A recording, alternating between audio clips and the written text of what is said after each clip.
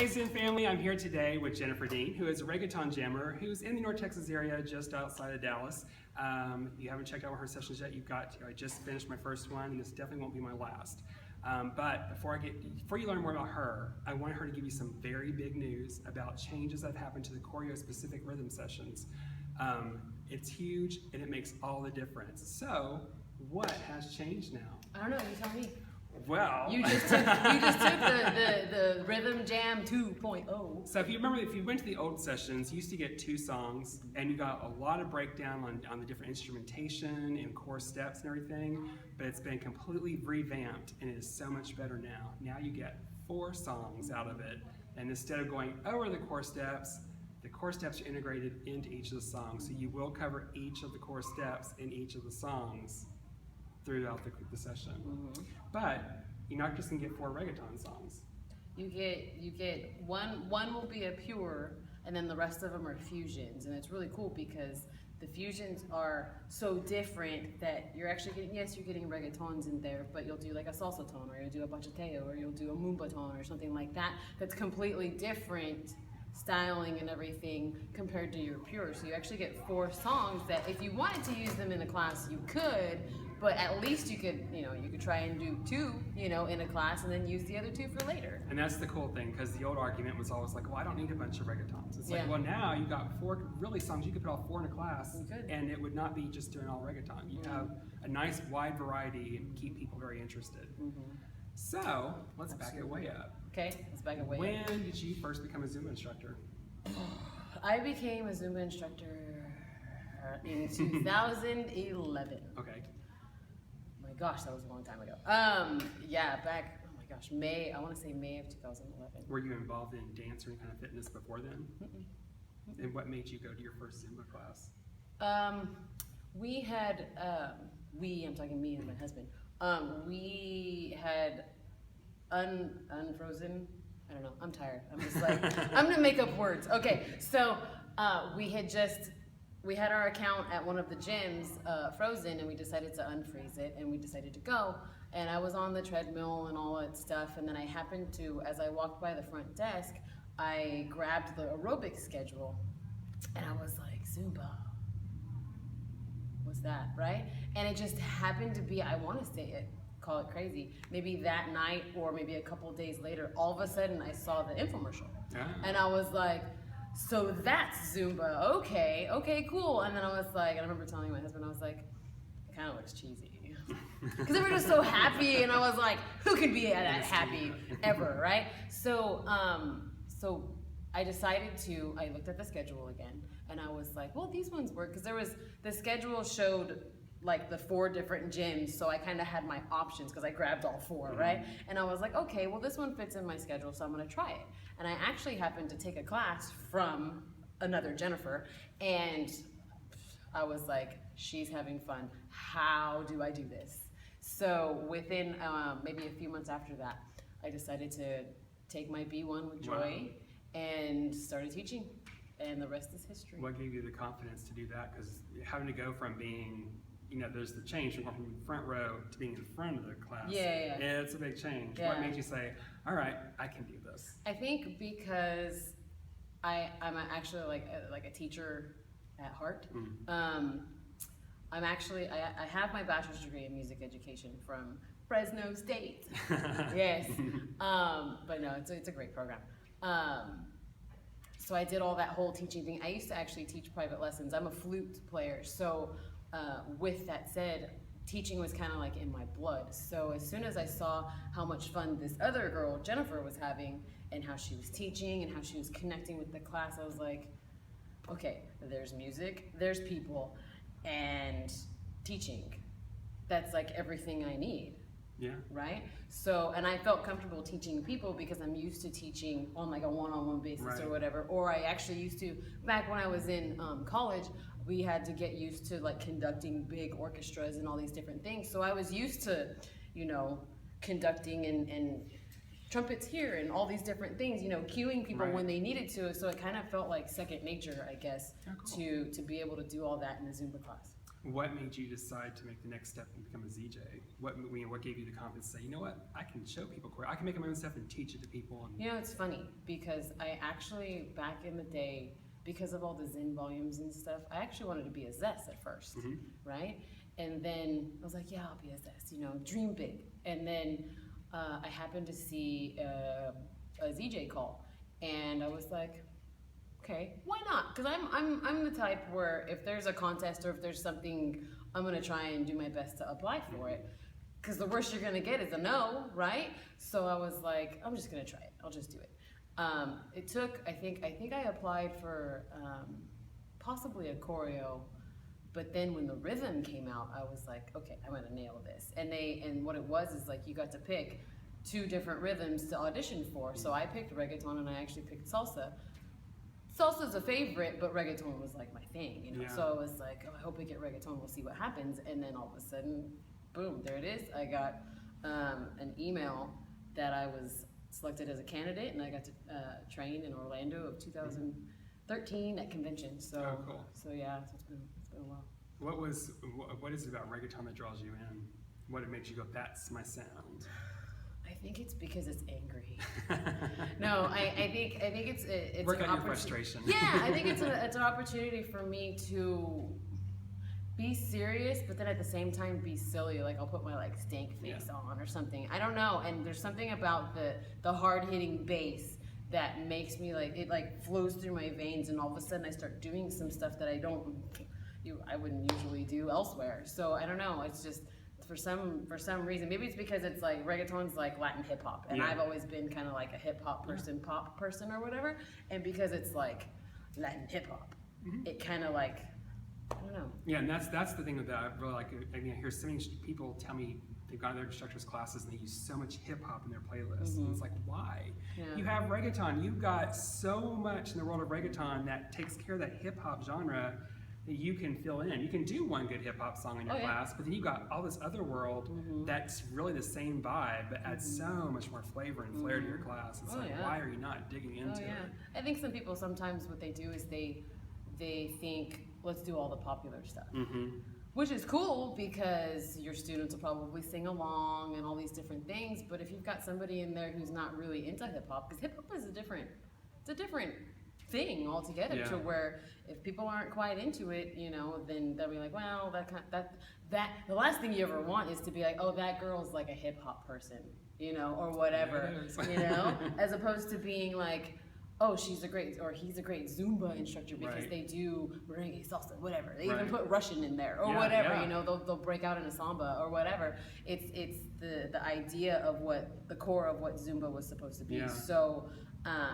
So yeah, I can understand why people do it, but I try to do my best to. I'm kind of bad when it comes to like the new stuff that's out. Like if there's a popular song that's really popular right now, I might find out about it like 3 months later because I'm so ingrained into what's going on in like the Latin world and trying to take a trip around the world in an hour that I'm not even really necessarily looking at the United States very much. Yeah. Oh, it's true. So yeah. It's true. That's one of the fun things I think about classes whenever because I try to stay away from popular songs too. You will see a song come on and you'll see people running off to get their water bottle, but they're not getting their water bottle, they're going for their cell phone so they can Shazam the song, like I've got to have this, and you can see them and you're like, I picked the right song for this class. Right? It's a great feeling. Yeah, exactly, because it's kind of like, yeah, exactly. Pat on the back. You're like, I nailed that one. Thank you very much. Yes. So how do you think becoming a ZJ changed you as an instructor? In what ways do you think it made you become a better instructor? I think it made me really, I mean, the cues were there because, like I said, you know, I used to conduct, you know, bands and things like that. So that was there. Making them bigger, obviously, making them totally bigger, that changed. But I think what's changed about me the most is thinking about the student as far as like making sure you're doing the progressions and starting basic, like having like a method to your madness. Yeah. Rather than just because I'm not going to deny that back in the beginning, back in like 2011, 2012 or whatever, that I was like, yeah, let's just put it all in at the beginning, all the arms and all this other stuff.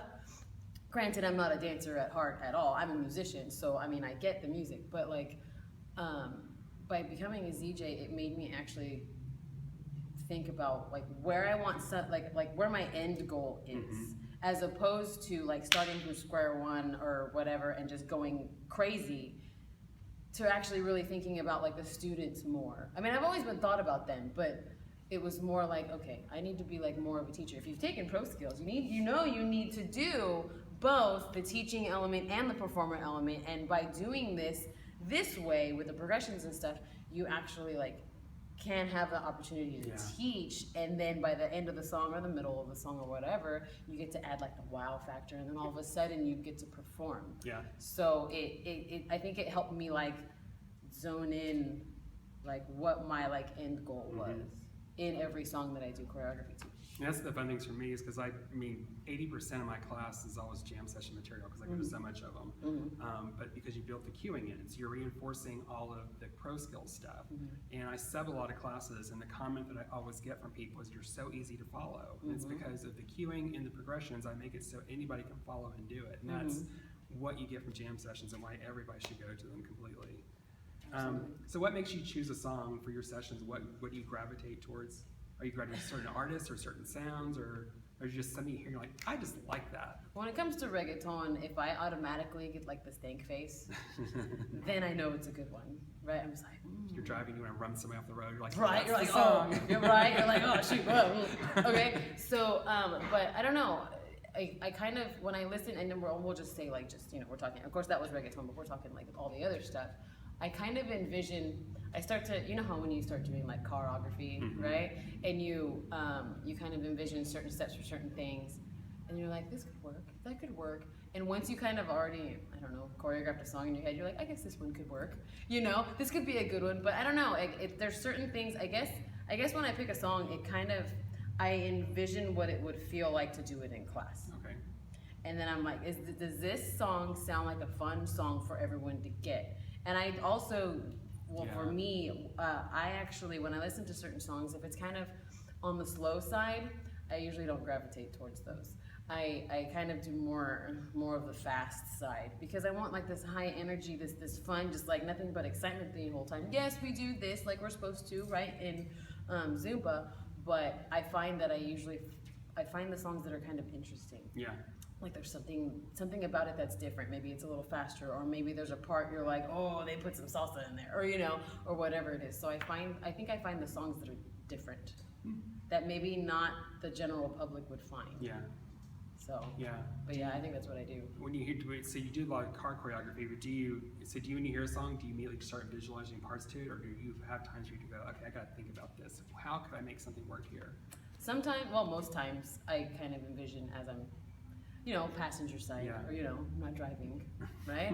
Or if I am driving, then I'm like, oh, I'm not going the speed limit, right? I'm like, I need to go. But yeah, it kind of, when I feel like a song turns into a possibility of me doing choreography to it, if I've already choreographed like 75% of it, and I'm like, well, that could be a fun song. There's always that one part that you're like, what am I gonna do with this? Right. Because there is some thinking involved. But yeah, I kind of feel like I gravitate towards the ones that I've sort of maybe mentally I've already done. You've already mentally committed to it. Yeah. Yeah. Is there anything specific people can expect when they come to one of your sessions? Should they expect to hear a certain artist, or with the wide variety of fusions that you have to you now, something that you're like, I've always got to have that in there? Now that I have 4 songs, it's gonna be interesting to see what that turns into, because for the last year or so, I've had only the 2 songs to work with. So, and I always try to find stuff that's musically interesting, to where it's fun because it's musically interesting, but I only had 2 songs to work with, so I can't really like label myself as like there's a certain one that I have to do every single time, because now I'm like, I have this plethora to work with. So I'm like, you have that wish list. I mean, everybody has that, like, oh, one day I'm gonna do that song, and you put in this little wish list. It's like, is there any do you have just tons of Moombatons backed up? You're like, I've got to get to these someday. Moombaton is my new favorite, but I mean, I'm always a sucker for samba. I'm always, whenever I hear Portuguese, because I'm Portuguese, so whenever I hear Portuguese, I'm like, ooh, my people are calling. My people are calling me. No, but yeah, so I hate to say that I don't have, like something specific that Right. when you come, you're going to hear this all the time. I think probably, and this is kind of weird, but the thing that you're probably going to get the most out of, like every single time you come to a jam session, hopefully some laughter. And, You will. I make faces and things like that, some really silly ones, and hopefully you get some fun out of it. That's my ultimate goal. But yeah, I don't know yet, because I haven't done the 4 Right. songs long enough to where I'm like, yes, we're always gonna have this. One thing that you will know, you're always gonna get a pure reggaeton. Yes. With my sessions, with any of the rhythm jams. You're gonna always get a pure. But then you have the fusions to play with. So whether I gravitate towards one fusion, I'm not going to deny that Moonbaton's probably going to be in every single one, but I don't know. We'll Chances are see. good. We'll see. But Moonbaton's a lot of fun. So we'll see. Is there a style or genre just for your regular classes, not for your jam sessions? Mm-hmm. Is there something out there that you haven't really played with yet that you're like, oh, I'd love to learn more about that rhythm. I'd love to bring this into my classes. I've done I really want to learn a little more about, and I've done them, and they're a lot of fun, but like bhangras and all of the Bollywood stuff, like really lock it down to where I know exactly okay, I'm going to do this move and do this move. Because you kind of see the basic moves and things like that, but I think I would really like to study it a lot more, because I'm starting to get really into all that stuff. Yeah. really It's got a cool. very different rhythm feel to it, but It's it's cool. got some serious intensity. I don't think it does, but it does. What would you tell a Zen member who's never been to a jam session why they need to get to one? Jam sessions are very important because you can't put a price on all of obviously the choreography and stuff like that, but you can't put a price on all the friendships that you're gonna get. Because, you may think like you might be the newbie or whatever, you might be, the newest person on the block or whatever, but the cool thing is that Zen members are so loving and have open arms, and they're, the relationships that you would get from that are priceless. Mm-hmm. And you never know what's going to come out of that. You might be like, yeah, let's do a party, let's do a Zumbathon. You'll never get called if you never meet anybody. If you're by yourself, gosh, I couldn't imagine being a solo Zumba instructor who never networks with anyone, or you're kind of a lone wolf kind of doing your thing, and it's I want to help. It's you never have anyone to bounce off ideas off of, or anything like that. You don't really get a chance to see what your potential is. Yeah. Because you never know, by seeing someone else or meeting someone else who now all of a sudden becomes your best friend, right? In the Zumba world, you start to play off of each other, maybe you practice with each other, you start to make each other better, that kind of a thing. You never know the possibilities of what could happen if you don't come. Yeah, definitely. I've met so many people from all over the state that I would have never met, because I'm an insane person. I drove from Austin to Dallas today for this, so I go everywhere. But I know people in Houston, San Antonio, Dallas, Fort Worth, people I would never met before, just going to this all the time. And you never know. You might be like, I'm going to Houston. I might stay overnight. Yeah, and I don't want to pay for hotel. Hey, so-and-so, can I crash at your house? Seriously, and I know it sounds crazy, but it's the truth. I mean, you never know. It's always nice to know people who are in different fields, and I just find people interesting. Yeah. That's just me. I don't know. I like to know, what do you do? Oh, you work for an airline, you want to hook me up? Or whatever, that kind of, not necessarily that's my end goal, but you know what I mean? But you find all of these different walks of life, nurses and doctors and teachers and all these different things, and it's really cool to to meet those people that you never would have if you didn't step into a jam session. So there's some instructors out there that are kind of territorial about their choreography or their playlist, or they get upset. And there's people within studios who are like, you can't do that song because it's my song. And they get very territorial. What would you tell those instructors why they should come to a jam session? Don't be territorial. No, I'm just kidding. No, but no, seriously, I think you're not allowing yourself to grow if you think it's your song. I mean, granted, I understand if you found it and you've introduced it to people, yeah, I get that. But to not ever allow anyone to have your choreo, or I don't know. We should be able to share and bounce ideas off. I've never been one to take someone's entire choreo, but you never know. if you say you do like a Zumba party or something with someone, you're like, oh, this song's really cool. I like what she did with it. You know, that kind of a thing. If you kind of stay in your own box and you kind of stay like, this is my choreo, I'm never gonna go anywhere, you're never gonna get a chance to grow. Yeah. Yeah, So, well, you know, and you don't have to take the choreo from the jam session and use it as is. You can tweak it to your own yeah, taste. it's the So same that it's thing. like the groundwork that you can go back and really make it your own. Yeah. It's like, let them do half the work for you. Easily. It's just like all of the Zen volumes. You have the live class and you have the one-on-one. You can fuse them or change them. Or not do it at all, you know, you do whatever you want. So, you know, I understand being territorial about maybe like your own creativity, but understand that there's people who probably have similar ideas that you do, and odds are, I mean, I've choreographed something and then someone else has choreographed something and we both came up with the same thing at the same point. The music You know, dictates it the sometimes. music dictates it, yeah. So so. What's something that you see many instructors do that you wish you could change? You could go, oh, if I could just fix that for you. I talked about it today in the jam. Face your students. I mean, the cueing, yes, that's probably number 2 on my list. But face your students because they're losing out on so much connectivity with you. Yeah.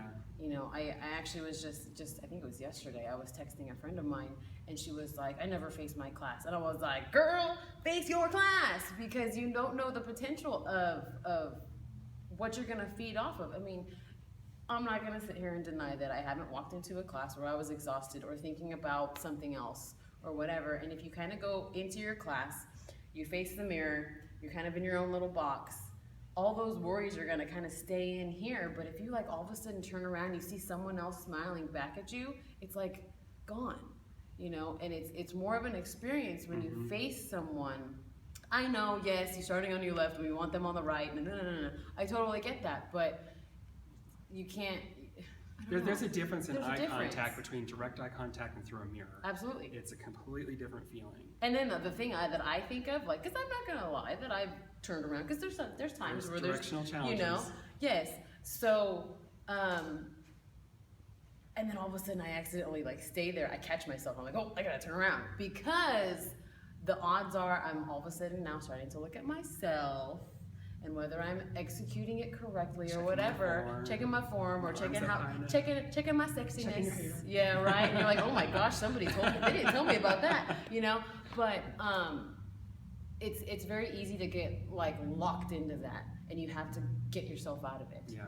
Because you don't know the potential of what could happen when all of a sudden you happen to like maybe wink at somebody like back in the back, and all of a sudden that made their day. It's true. It's very true. So one last question. Yes.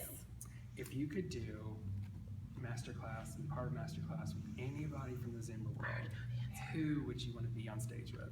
I mean, all of the Zesses are wonderful, and all the ZJs are wonderful, and I've actually had an opportunity to like dance with Joy, and just recently with Donna Giffen. Yeah. That was really cool. Yeah. But I have yet to dance with Cass and Steve. Nope.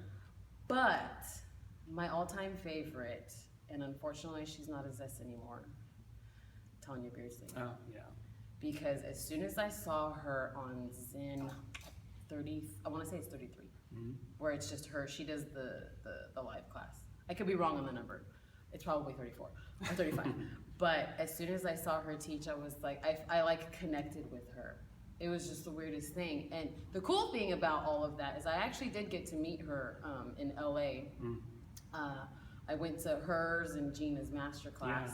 And they had this choreography contest that I actually entered and I actually won. So I got to teach and I got to have like a meet and greet with Gina and Tanya, which was really cool.